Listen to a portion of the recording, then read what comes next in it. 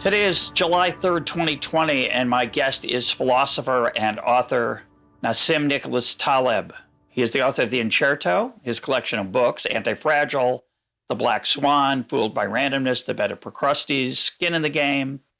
This is his 9th appearance on EconTalk. He was here last in March of 2018 talking about rationality, risk, and skin in the game.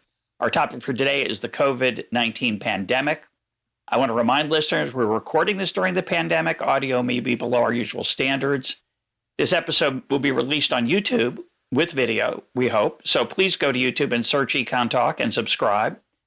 I want to thank Plantronics for providing today's guest with the Plantronics Blackwire 5220 headset. Nassim, welcome back to EconTalk. Yeah, thanks again for inviting me. And one little detail, I'm not technically a philosopher. I'm just someone interested in probability. So whatever field is attached to that will be my field, but not quite philosophy. But anyway.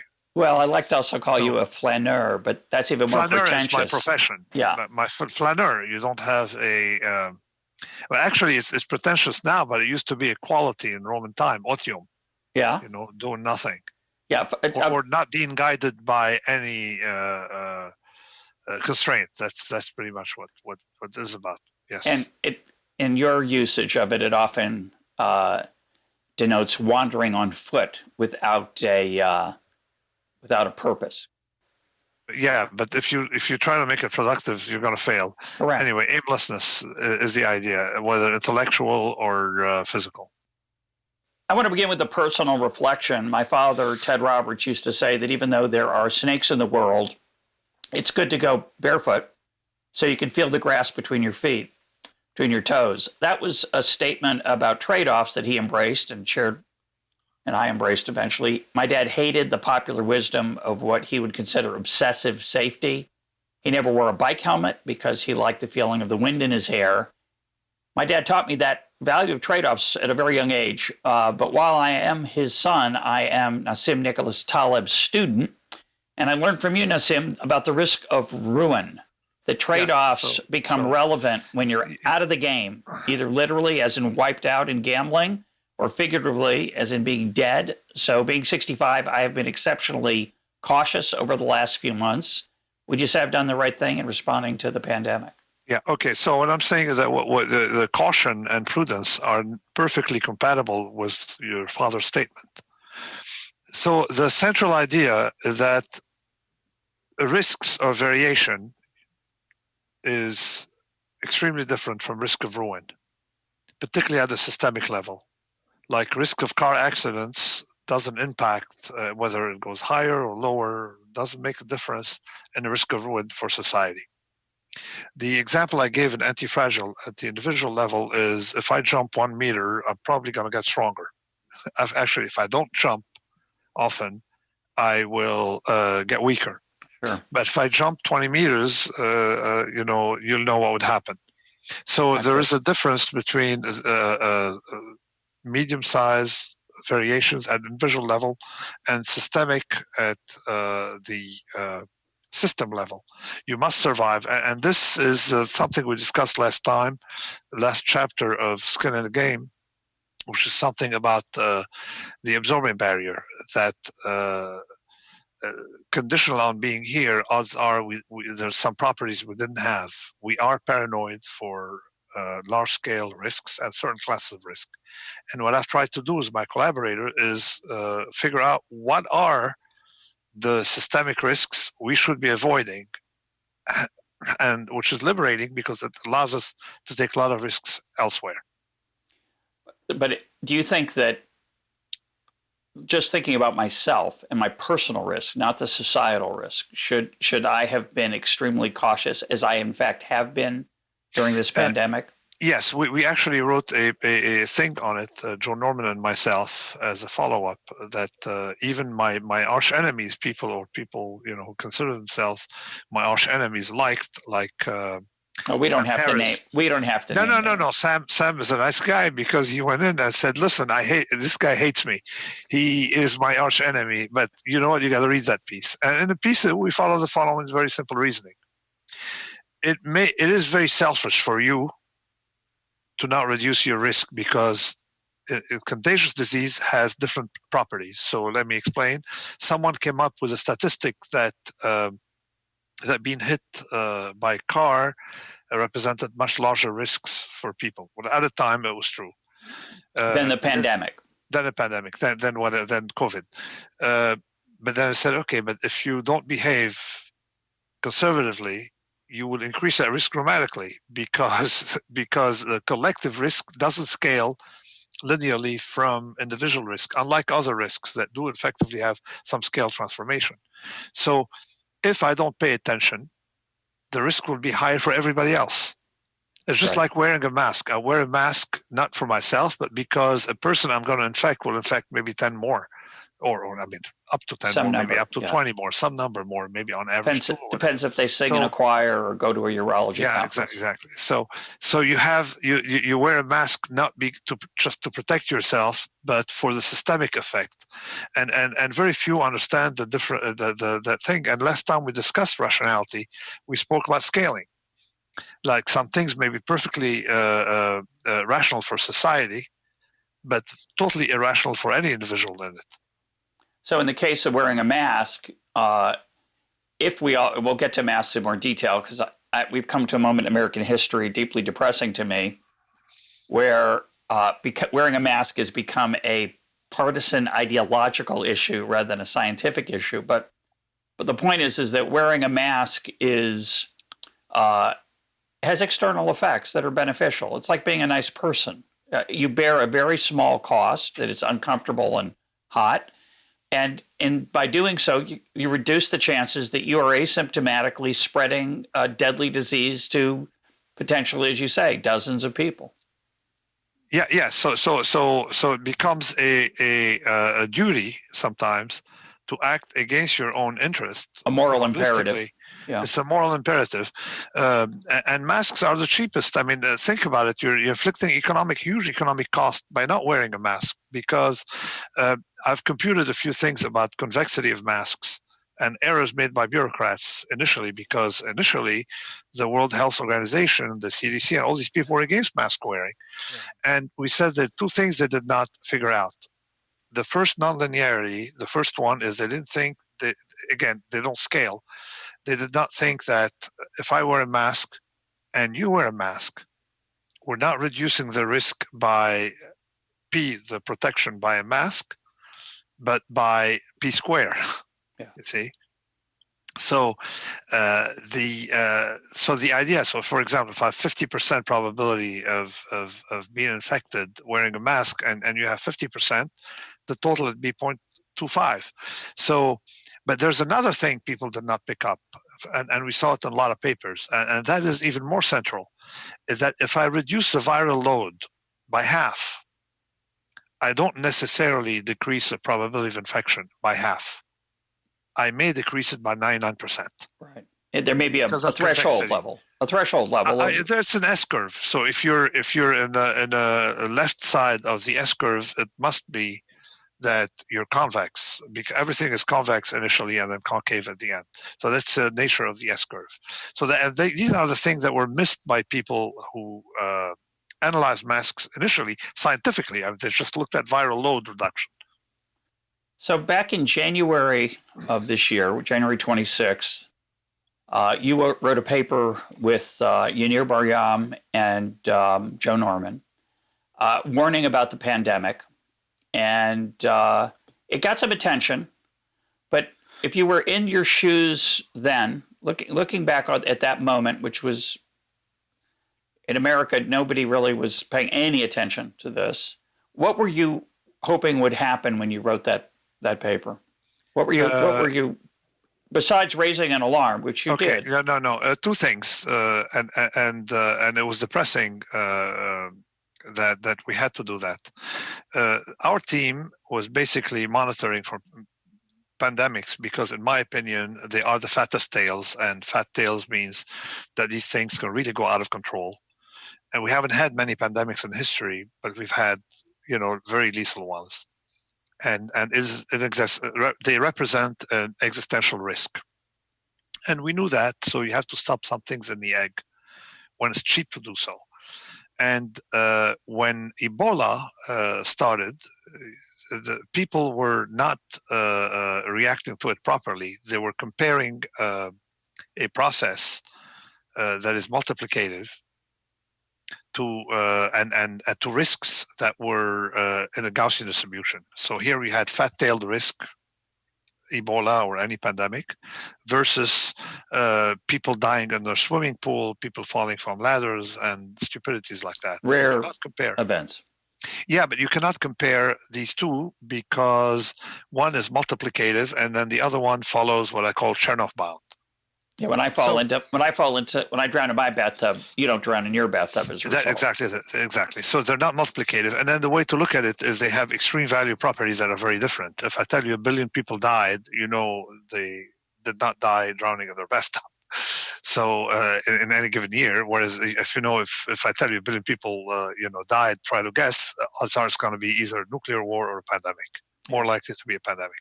It's actually fattest tails. So just to alert people to the nature of pandemics, that's the thing we have to worry about the most.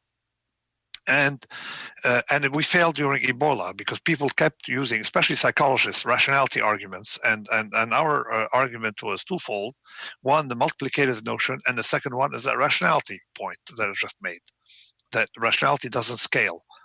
So, and this is completely absent. The fat-tailedness and the scaling are absent from the decision science literature, which effectively makes people doing the right thing look like they're irrational.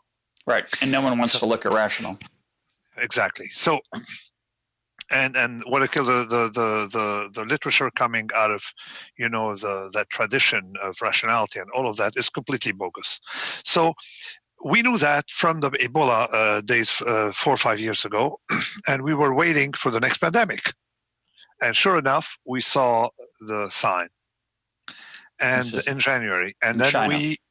in China, and at the same time, I started studying a little bit, history, in preparation for a paper that came out in Nature Physics with Cirillo, showing effectively that pandemics are a fattest-tailed thing. And then you got to kill them in the egg. So in preparation, I read some history, and I discovered that effectively the Eurasia, let's call it the old world, let's call it Eurasia, dealt with pandemics in a very effective way. It was part of the economics of the time. Because so for the people when they talk about plague think that it's an instant phenomenon. It killed a lot of people, disappeared. We had 2 plagues. The first one, the Justinian's plague, and then the second one is what is commonly known as the major plague in Europe in the 13th century, 1300s, 14th century, 13th, 14th century, and people have the illusion that it came. In fact, no, the previous plague stayed. And it was accelerated by commerce along the Silk Road.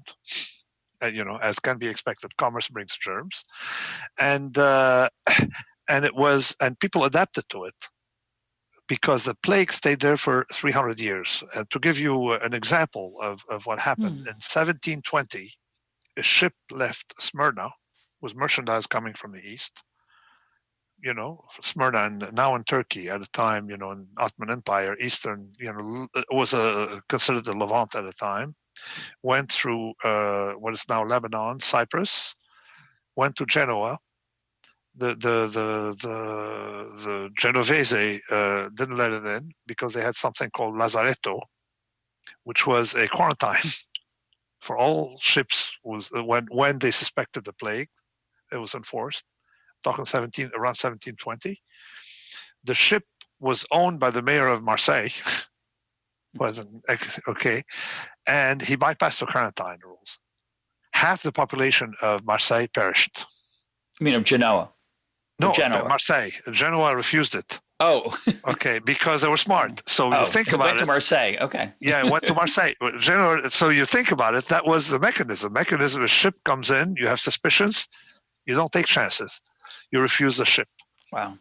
And the cities, and you look at it during the Black Death or that period, when they some cities shut down. They did not accept any foreigner or any outsider, and even the residents coming back had to go to lazarettos or the equivalent of quarantine. So quarantine was a built-in It's a standard operating procedure. Standard operating procedure activated whenever people suspected something. And the Ottoman Empire, you see, the Ottoman Empire had a border with the Habsburg at the time. And whenever you cross from one to the other, you're quarantined.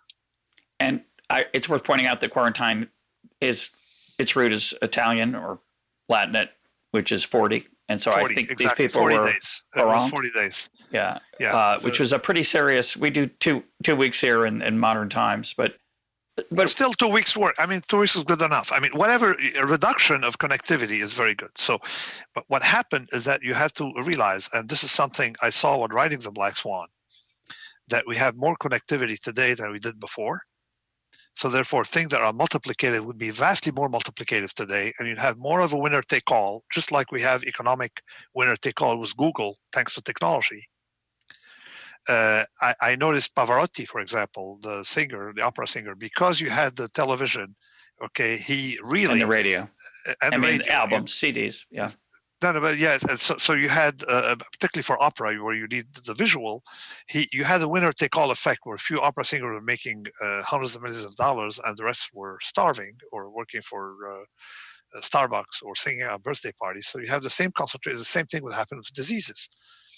That you would have a winner-take-all disease taken over the planet, and we have super spreader events that cause even more fat tails. To give you an example, urology conference in Las Vegas, and in this case, what happens in Las Vegas doesn't stay in Las Vegas; gets redistributed to 200 countries. So people come in, they get something, and then they distribute it. So that you did not have on a Silk Road. It was much slower, 30 kilometers a day maximum. You see, and it was, and because you had that barrier of religion between the Ottoman Empire and what's considered now as Western Europe, because you had that barrier, it was porous, but not as porous as the world is today. So you don't have natural limits to things. So back in January, when you were warning about this risk, of course, it hasn't taken over the planet exactly, and we'll talk about that in a little bit. It's been, obviously devastating in different degrees in different places, but what do you think we should have done in January? And the right way to phrase that is when the next pandemic hits, when we get COVID-23 instead of COVID-19, what's the right response at the national level, and then at the state level, the local level, and the personal level? We wanted systematic quarantines because, the fact of having quarantine from people coming from China is foolish, not knowing that they can come from somewhere else. Okay, so and effectively they came from somewhere else. Yeah, and the Chinese actually, and then also you want to have the World Health Organization removed. It's a bureaucratic organization that has been devastating for mankind, and because of its incompetence, they prevented people from wearing masks. Now they've said since then, the CDC did the same thing. They have since confessed that they did that. At least this is what they're saying now, that they did that because they're worried about a shortage. So they lied to people, if that's true, degraded the quality and credibility of their organization, and resulted in... It's not just that they lied. They're incompetent. They didn't understand the compounding. Well, maybe, yeah. See, and the other thing also, they did not realize that, they're bureaucrats. In their opinion, only the government can make masks. Yeah, they did not realize that there is a market, that the minute you tell people, hey, we wear masks, that people would find stuff in their closets that would work perfectly as a barrier, and we wouldn't be here. Honestly, when I think today, we thought of the mask situation late in the game. Initially, we were, we bought the argument that it was not transmitted, and by that mode, we thought it was contagious. But very quickly, we figured out the mask situation when Taiwan. Well, you got a statistical hint there. Why is it that Taiwan, that has a lot of traffic from Wuhan, Wuhan was completely spared.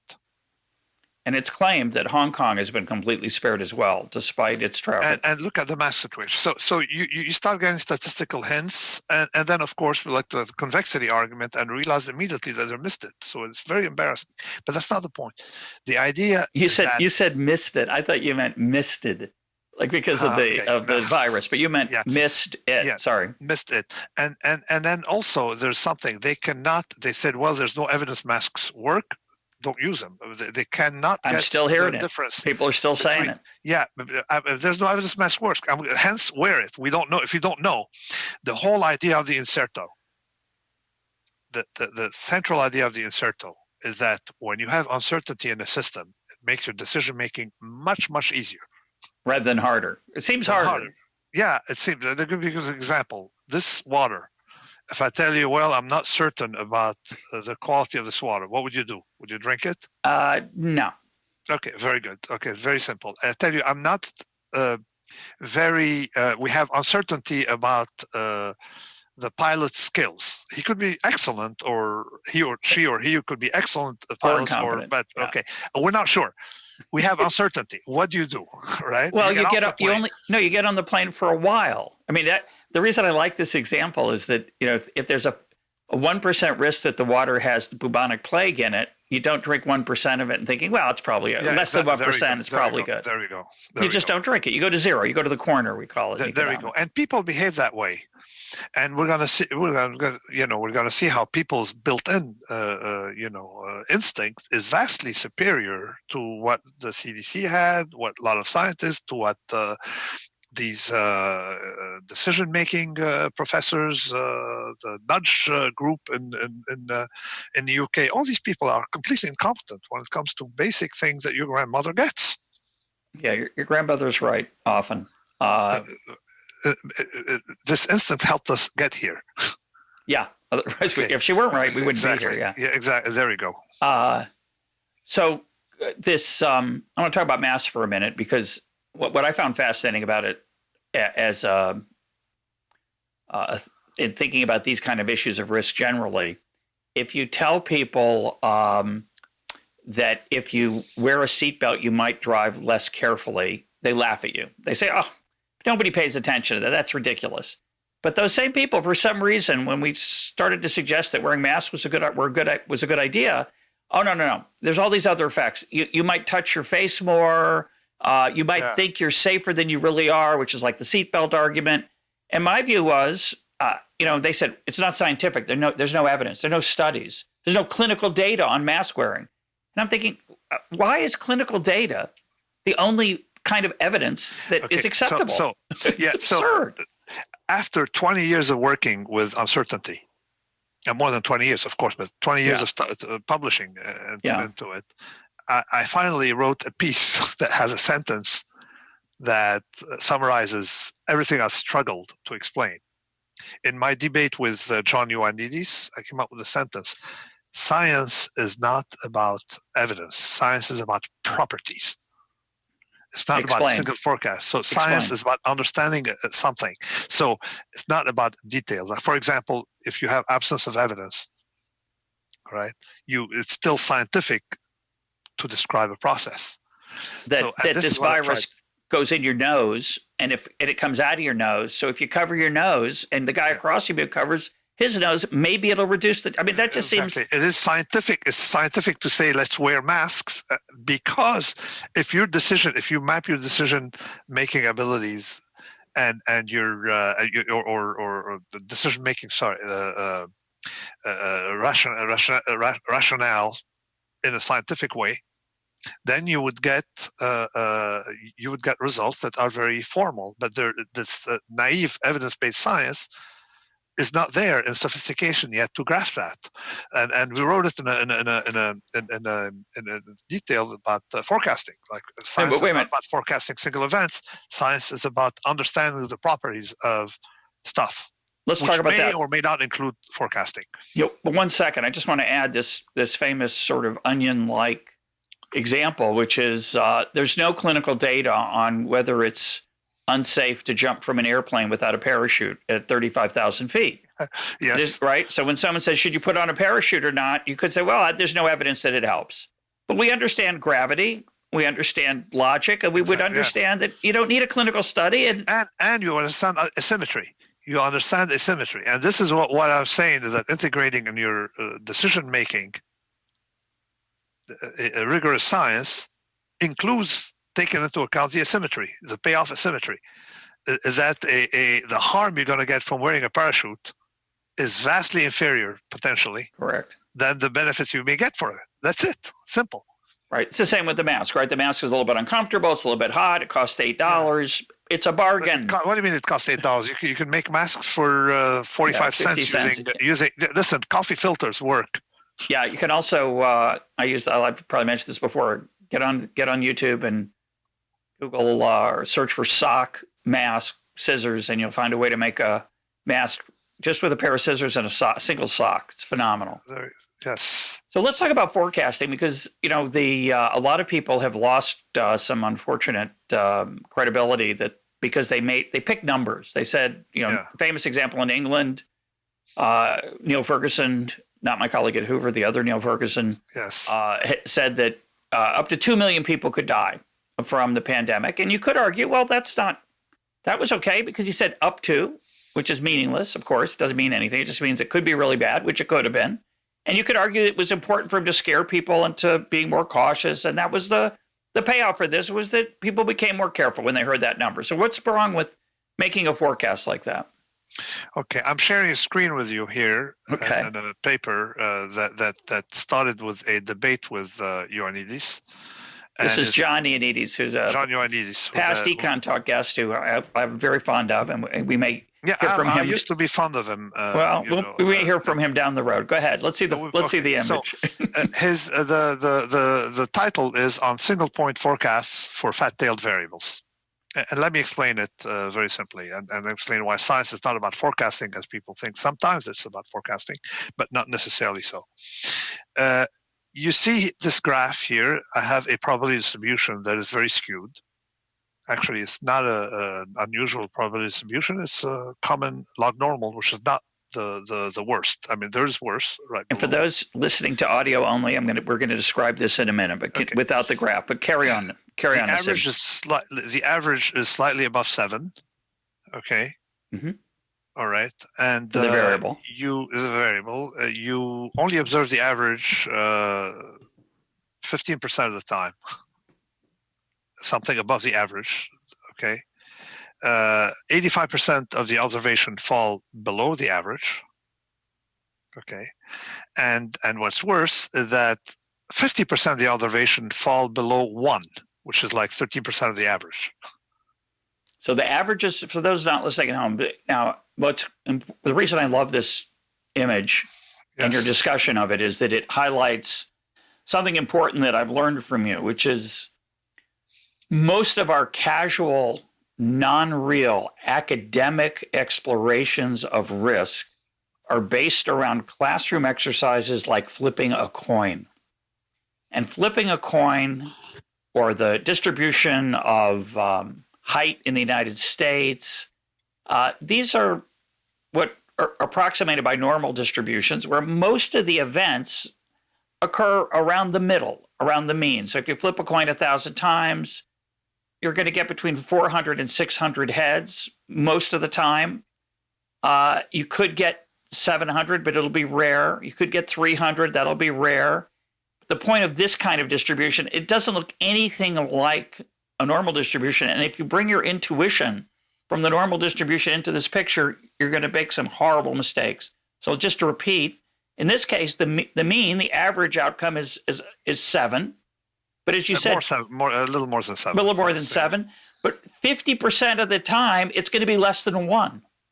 Okay. And that's because, and let's just make it clear, that's because it has a long tail to the right, and you're going to get outliers relatively often, unlike the case of flipping a coin, where you can't get more than 1,000 heads and 1,000 tosses, or height. You can't get anybody over, say, 7.5 feet tall. In wealth or other just things that are distributed, risk of a pandemic, death rate, you can have big numbers. Yes, but now I have a second graph to show you, which is going to depress you. Okay. Or not, or maybe, I think that understanding uncertainty makes me happy because I know there are not that many risks out there. I just worry about Yeah. those. Pandemics But are it also vastly makes more you fat-tailed. it also makes you feel smart, Nassim. You got to Exactly. confess So that. pandemics are vastly more fat-tailed. Yeah. Okay. So in this case, the average for this distribution, if it exists, assuming it exists, will come from one observation. So you can have a million observation, one will determine the average. Meaning, explain that. I don't understand. Meaning, okay, so fat-tailed means, like, if you take the wealth in America, you realize that 1% of Americans own 50% of the wealth. Okay. Okay, and it gives you contribution by outliers that can be monstrous. Like Jeff Bezos is wealthier than, I don't know, the bottom 100 million American, 200 million, Whatever it is, yeah. Okay, so the concentration, it is concentrated. These pandemics have effects that are very, very concentrated in the sense that one observation will determine, unlike the log normal that we saw earlier, which gave us the intuition, 85% of the observation are above the average. In this case, only one single observation is above the average. One. And why is that important? It's important to realize that you can't work with averages and you cannot work with forecasting. There are techniques from extreme value theory where you can understand perfectly what's going on, have a representation of reality. So let me try to put this in every. Let me. You have representation of reality, but it's not describable by an average, nor can it be captured by testing people's forecasting. All right. So let's go take out the screen sharing for. Let's go back to you and me. I will try to explain this. Okay. So let's talk about why this is important. If I'm an expert and you're doing a coin flipping exhibition, and you're going to toss a coin 1,000 times, and I'm called in to ask, what's my forecast? So I say, well, I think he's going to get about 500, and I'm going to be in the ballpark. Exactly, I'm going to be in the ballpark. Exactly. What you just described, parentheses, is the law of large numbers. Yeah, right. It does work for thin-tailed distributions. So if you have large enough a sample or large enough a repetition, you can figure out what's going on. So another way to say it, and again, to put it into folksy terms that I also got from you, is that you don't care about the average depth of the river. You care if you're going to walk across it and you can't swim. You care about where it is deepest. And if the average is 3 feet high, but there's a large stretch where it's 60 feet deep and you're going to die, that's what you care about, not the average. And here you're saying that if the average death rate from this pandemic forecast, which is based on a bazillion assumptions also, is 1 million people, that prediction is essentially meaningless because there's no sense in which there's so many factors that are going to determine where we are on the distribution that aren't going to be subject to the law of large numbers. Exactly. So in other words, if the real average that can come from pandemics is something like 2 billion, more or 3 billion, right? Okay. 99% of the time, you will observe something under 1 million. Right. Okay. So but that doesn't mean which is why we should not forecast numbers. That's the first reason why a single point forecast is highly unscientific, naive, what I call naive, thinky toy statistical approaches. So say that again. Yes, go ahead. Let's go back to that example because I think it really helps people. Yeah. So the mean, the expected value, the average. You run a simulation, the equivalent of a simulation, and you run 100 plagues, and you find out that the mean number of deaths is 1 billion. Yes. And that's because there's a few times when it's 5 billion and 7 billion, and there's a lot of times when it's quite low. Exactly. And then it becomes the actual event occurs, and because people are cautious or for whatever reason, we get a good draw from the urn, and the death rate's maybe only 1 million. Yeah, it's not necessarily because people are cautious. It's mostly largely because diseases, even COVID, we think we know something about it, we know nothing because it can mutate. Sometimes they can start mildly. We classify as pandemic that have fat-tailed events that have killed more than 1,000 people.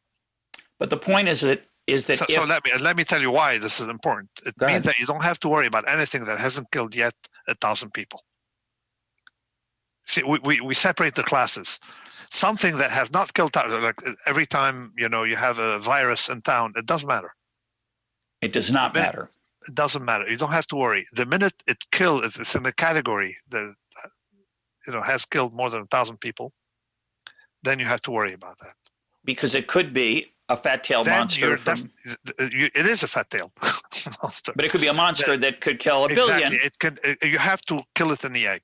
But you're approaching 1,000. Yes. I want to get at this point about the naivete and unscientific nature of these forecasts. Yes. Somebody who says, I have simulated this, the mean number of deaths is 1 billion. Then the actual thing happens and only 100,000 people die. You don't want to say he might be an idiot, but you don't want to say he's an idiot because it was an inaccurate forecast. That's exactly the point. So you're saying he's an idiot because you cannot. I would say it differently. Exactly. Expected doesn't mean, and average don't mean typical here.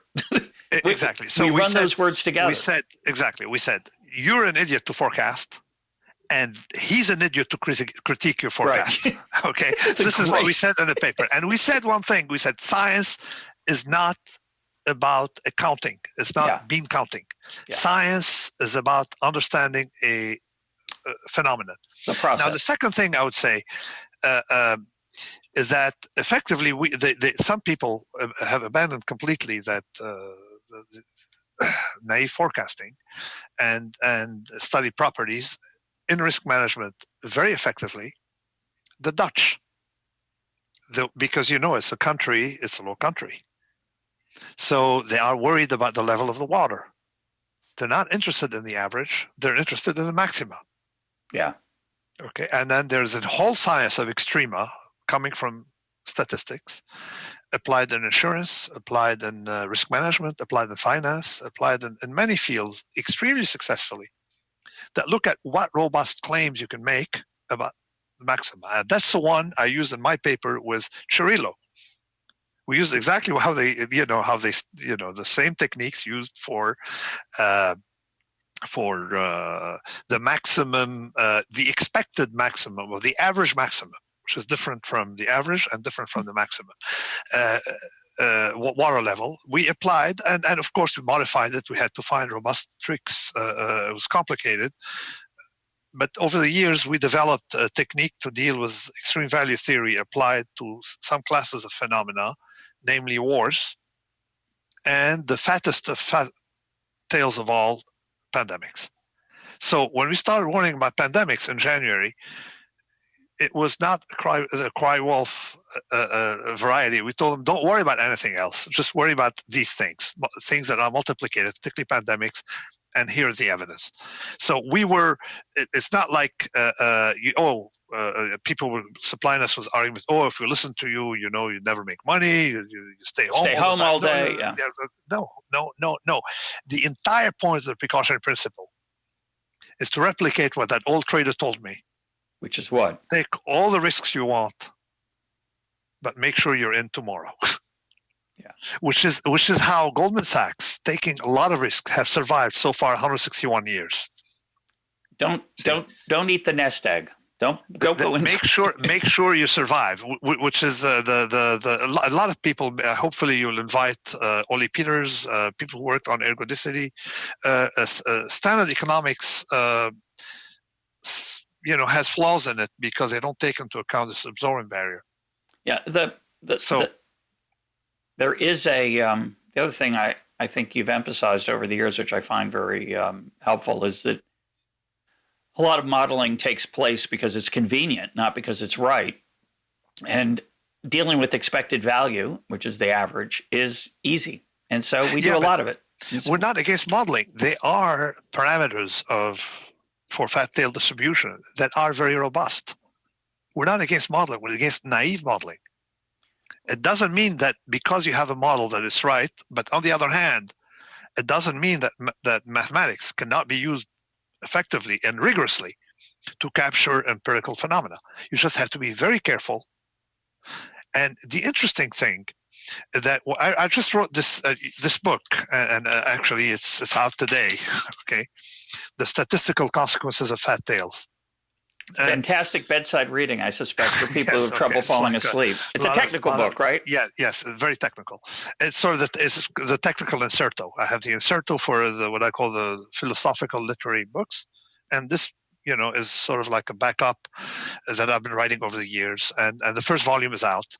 So today, and the entire message of the inserto is that a lot of things that people claim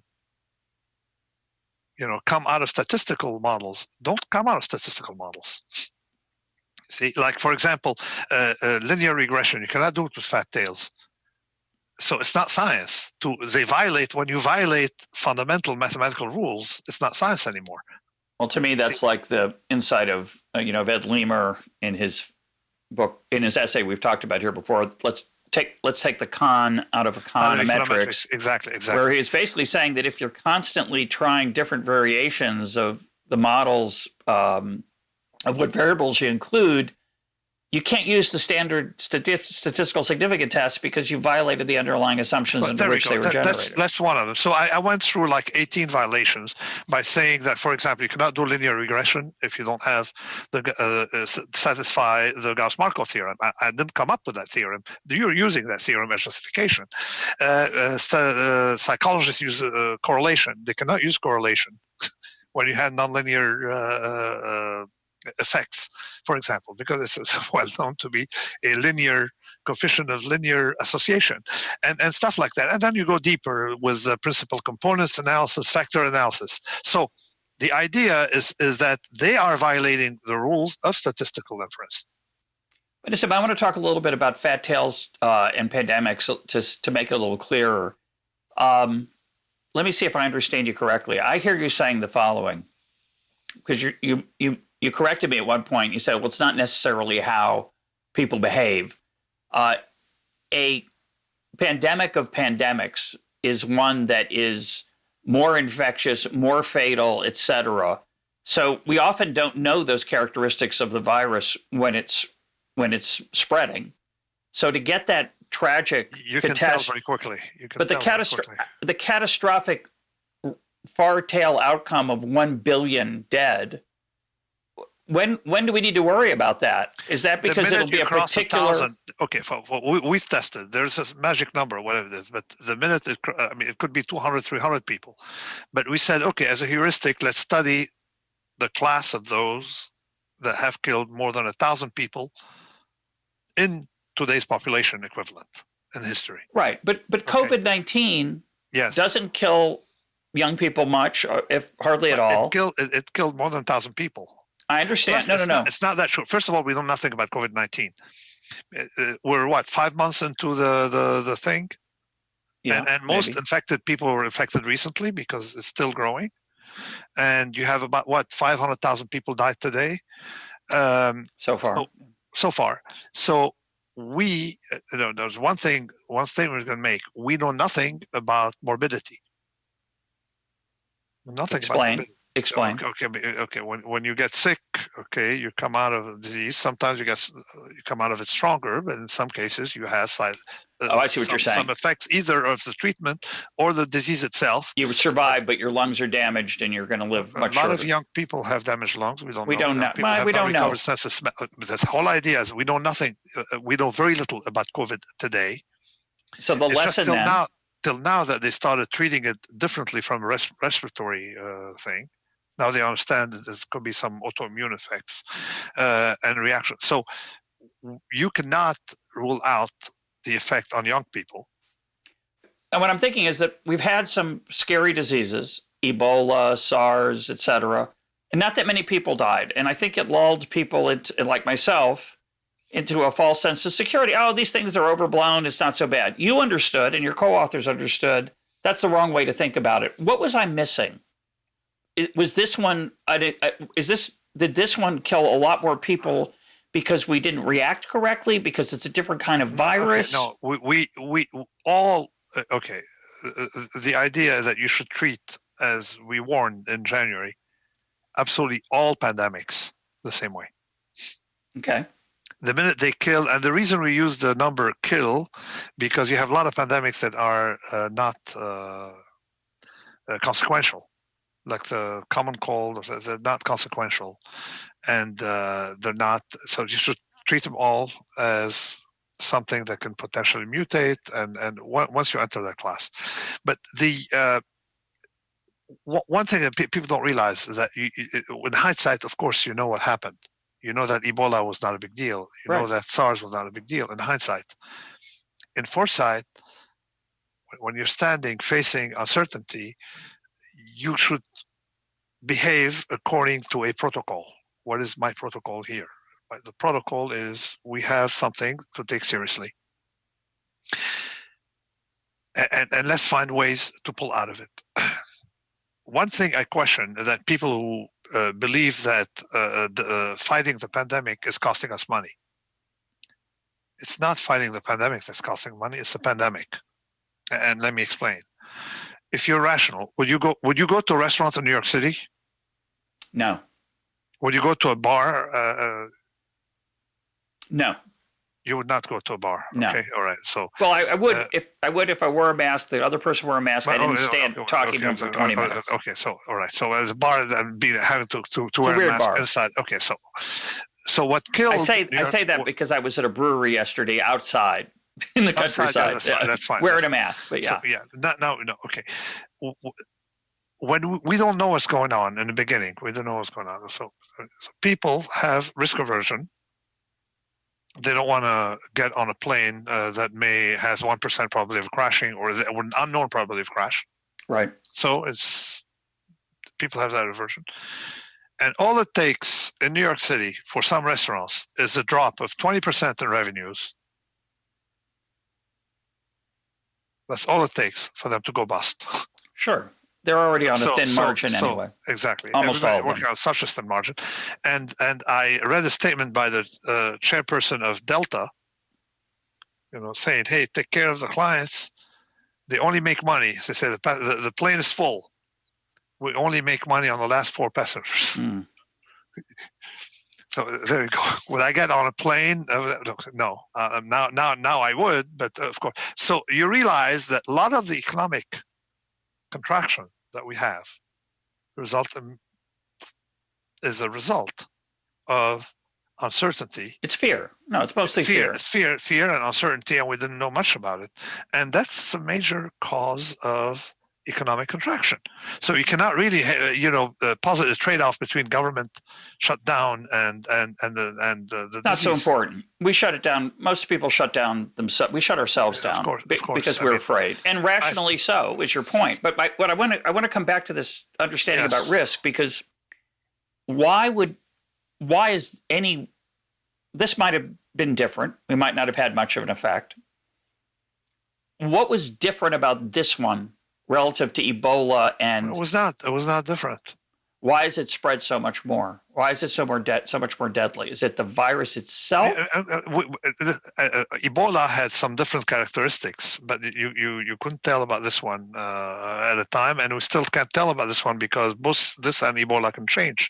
Ebola kills people faster and more effectively. It kills a high number of carriers. Okay, this one doesn't. So this is but things can change. Right.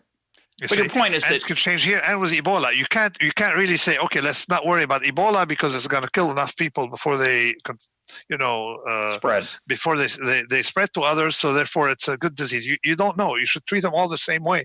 That was my idea. Is that all of them, and we don't have to worry too much about pandemics because we just have to have a good mechanism.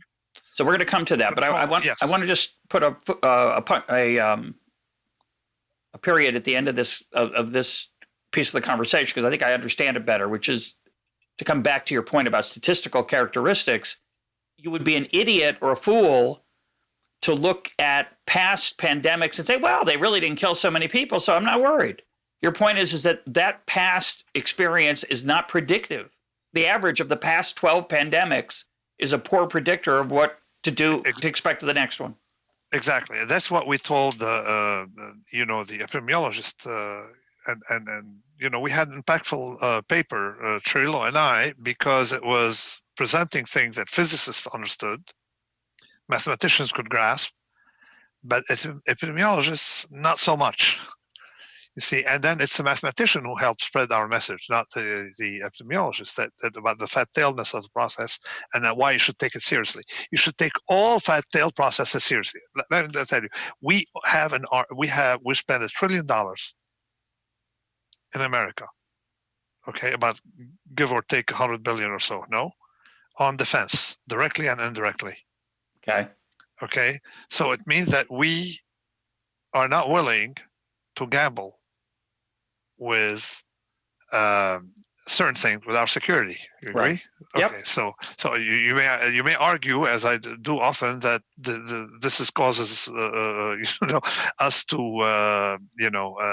causes more instability in the world and stuff like that. Consequences. And okay, this has consequences, and that it's not probably in our best interest to have anyway. But the point is, we spend that money. We don't have to spend as much for pandemics. And pandemics are vastly more dangerous than wars. So what's the protocol? You said we should just follow the same protocol with every one of them. Mechanism for quarantine, reduction of, and identify super spreaders. You don't have to lock down things. In this case, it's very easy. Super spreaders were subways, elevators, and big gatherings like the weddings. Trump convention. Yeah. The Trump convention, for example. Trump rally. Okay. Political rallies. Yeah, political rallies. Okay, so where and then if you have masks, then you can mitigate. Let's have you can attend a game, and everybody should wear masks. Because now we understand that open air. But when you don't know, you have quarantines and elimination of super spreaders until we figure out what's going on. And my complaint, I have a few, but one of my complaints is that we don't know much about what's going on even right now. And one of the key roles for the government to me should be gathering information so that we can make good decisions about what's risky and what isn't risky. We don't have good testing mechanisms. The government did an atrocious job in the United States. So there we go. So we spend $1 trillion on weaponry, nuclear warheads. You can destroy, Russia, or you can destroy any country you want 100 times. But we are still not able to have proper testing or proper quarantine. But quarantining is tricky, right? So in China, as far as I understand it, they used basically the military and said, you get the disease. They stopped people at checkpoints. They took temperature. They did testing. You don't have to go that far. What quarantining would you support? No, I mean, I would quarantine. Listen, the federal government job is not domestic quarantine; is international travel. At least check people coming in, right? Yeah. They were not checking people. Still not doing it, I assume. Still not doing it. Okay, check people coming in. That's what they do, and then you quarantine people who are in suspicious cases.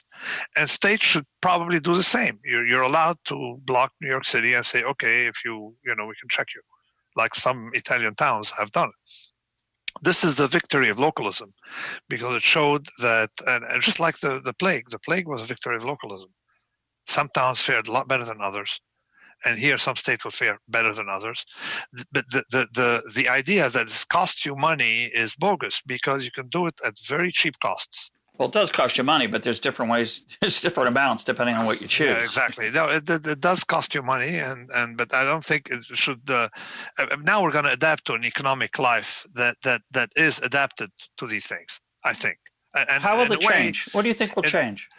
And we're anti-fragile. I mean, we learned from this. It's like when a plane crashes, probably another plane crashes, drops. I think the odds of us suffering from the big one, because this is not the big one, by the way. A big one can be some antibiotic resistant bacteria coming out of hospital, something crazy. So now we know how to handle it. Are you confident about how confident are you about that? So I am very confident, and the fact that you and I are doing Zoom now, something you never wanted before. No. Okay, is a testimony to the change of times and how we're adapting, and we're some people are better off. Like we have this conference, the Real World Risk Institute conference, and we're going to be able to accommodate many people who could not afford to come spend a week in New York. And we never thought of it before, of doing something online. The university system, is going to adapt to it, and it'd be a lot cheaper to get education because you can stay in India and get a class from any person in the world. So there are things that the adaptation is leading, as you know, the economy likes stressors, leading to beautiful adaptation somewhere. And then, of course, some industries are suffering, but not too many industries are suffering. The industries that are suffering are the travel and recreation, tourism, and even that can adapt. I've been traveling. I will travel. 2 masks, and I feel safe traveling under these conditions. But let me ask. I'm going to push you on that. Yes. Because I want to go visit my 87-year-old mom who lives by herself in Alabama, and I feel very uneasy about getting on an airplane and potentially picking up the virus in that airplane and killing her. Although she's healthy, she's a healthy 87, thank God. But I don't feel comfortable enough wearing 2 masks and goggles. And we have a selfie of you. You've posted it in a fantastic essay on masks. But I don't know whether that's going to make it safe for me to come visit. Will it? I've been looking at data. And again, I don't want to make a statement now.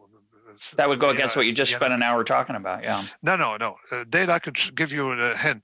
Okay, that data, particularly, we have a few cases of people infected who were in a high volume business, say like stylists in a salon, 2 infected people, and then an exposure of 15 minutes or however it takes that led to 0 contagion.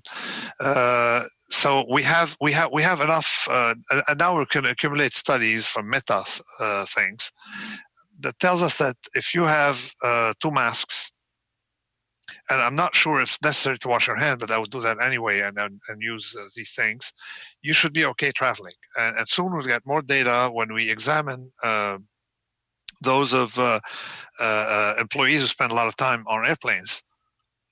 Well, I find it incredible. Yes. I find it incredible that we don't have those data regularly collected and discussed. No. It's so important. It's so valuable. The Chinese are good at collecting stuff.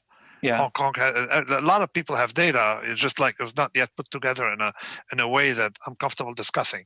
But I'm giving you enough statistical signals that if I had to go, and I have to go to see my slightly younger mother in Lebanon, which entails a much longer exposure, I'm going to hop on a plane. I'm just waiting to get for my travel agent to call back.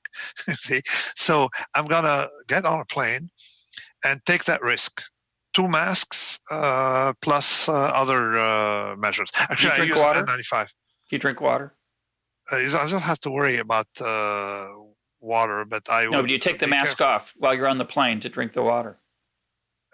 If you're seated in far from other passengers, the exposure is non-linear. You see, for a minute or 2, it's not gonna hurt you.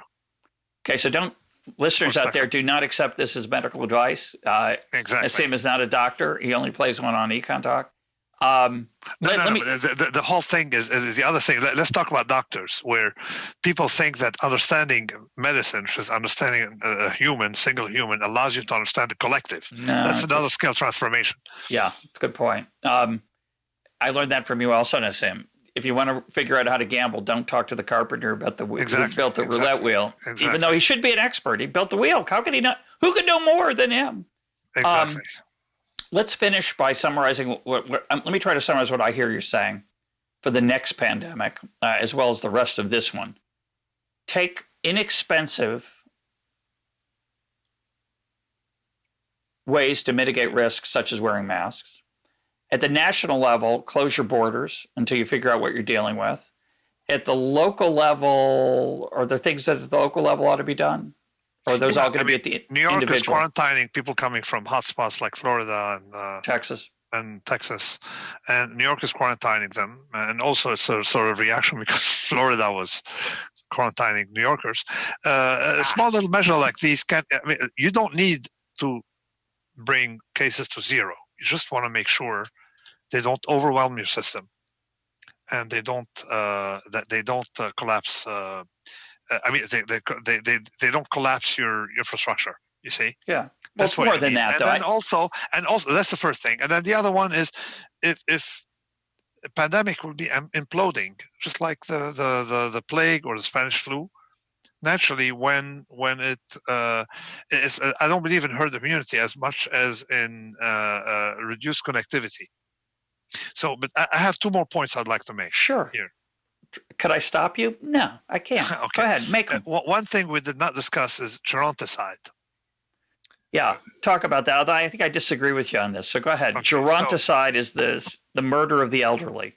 Murder of the elderly. Okay.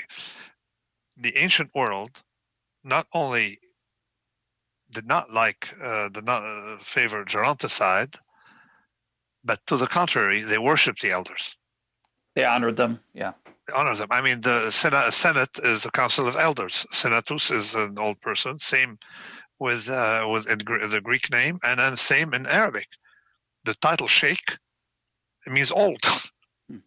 All right, and here we have the word seniority. Okay, so now you realize that some societies understand the golden rule. Treat me the way you want to be treated. Yeah. By when you're older, and respect that. And we have had and Mediterranean societies. Most of us are issued of these Mediterranean societies. Well, most of the people on this podcast are anyway. Okay, coming from this episode, the ancient world, people coming from the ancient world, Babylonian, Egyptian, Mediterranean, Greco-Roman. They have values that basically for them, geronticide is never an option. Never. Would you, if I give you $1,000, you kill your grandfather? Of course not. Now, how about if I gave you $1 billion? Okay, so now let's negotiate. So this is Northwestern European society. Which? Making claims, utilitarian claims, someone infected Northern Europe with this calculus of, if we let old people die, it would save us in economic terms. That's not a question that you're allowed to ask in a classical society. It's offensive. There's no trade-off. I find it there's offensive no trade-off. to me. Yes, there are trade-offs you don't make. And this is also central. In our paper, we explained that we tell for the tail risk, you have no trade-off because, eventually you're going to die. The ramification of this one, even if you look at it from a utilitarian standpoint, it's not a trade-off because you don't know where it's going to stop. So the idea, and America is the only Northwestern European, not quite Northwestern European, but in population and habits and language, that has full age equality, no age discrimination. So more than that, we devote an enormous amount of resources and money to the health of the elderly. Exactly, because and the rationale is that's not the elderly, that's not a different class. The young people, you got to think ergodically, will be the elderly. They don't. That's hard for people to notice. Yeah. Okay. So the other thing is in other words, we're going to take care of you. So we're telling the young, by taking care of the elderly, we're going to take care of you. We hope. Yeah. Plus, there are other things involved in this discipline of taking care of the elderly, because you cannot have both. I mean, capitalism is not about ingratitude. Shouldn't be. You see, yeah. So the Greeks let the mules that were used in building the Parthenon. They gave them privileged grounds instead of letting them die because you don't need them anymore. To the contrary, they gave them privileged ground. They honored them. They honored them by giving them great ground to great food and stuff like that. So it was there's a transmission of intergenerational gratitude. Well, I'm going to take this. That people don't get. I'm going to take this in a direction maybe you're headed, which is, to me, this is related to your insight of soul in the game, which is that you could argue it's irrational to take care of a donkey or mule. It's just an animal. Especially in ancient times, you could say, well, they helped build the Parthenon, but they're animals. We could let them die.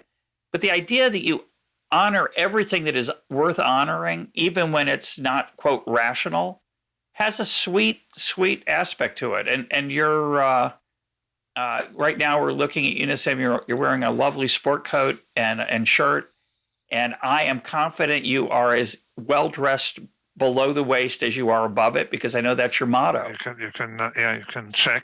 Yeah. See? Oh, it's jeans. So, Jeans. No, Well, I always that's a wear nice jeans. look. No, I always wear jeans, and jeans. But you don't wear pajamas when you're on Zoom. You don't wear pajamas. No, I don't. Even when you don't see me. Even when you don't see me, and it's. I described it in the Black Swan. There's that idea that Visconti, the filmmaker, when he handed the box that contained jewels, made sure there were jewels inside of it. Yeah, in the movie, even though it was just a prop. Yeah, exactly. It was not. You're not supposed to see them, but it's just like he made sure it was authentic. So there's this idea of being authentic. When you write about something, you don't want to be an imposter. Yeah. You want to. When I thought, people may never know that I could write in Chinese, and people may never know that I don't know Chinese. Right. But you can't do it. You should never be an imposter. Likewise, I don't like people who write about probability not knowing it, and then use fortune cookies formulas and verbalistic formula. Particularly, this is present among psychologists. They are fake. It shows. There's something about a fake person you notice, because they will be fake elsewhere. You see? Well, I like the idea that practicing authenticity, even in places where it's not observable, builds a habit that will protect you in cases when you might forget and go out in your pajamas to the grocery. So I think it's a beautiful idea. Yes. The whole idea of authenticity, and also in fields, like, for example, if you only write about subjects that you didn't discover on Wikipedia, but things that are natural, it looks clumsy a little bit compared to the researcher who knows how to fake and write reports. But people detect it. People detect authenticity. My guest today has been Nassim Nicholas Taleb. Nassim, thank you for being. Thank you very much. Thanks a lot. Thanks again.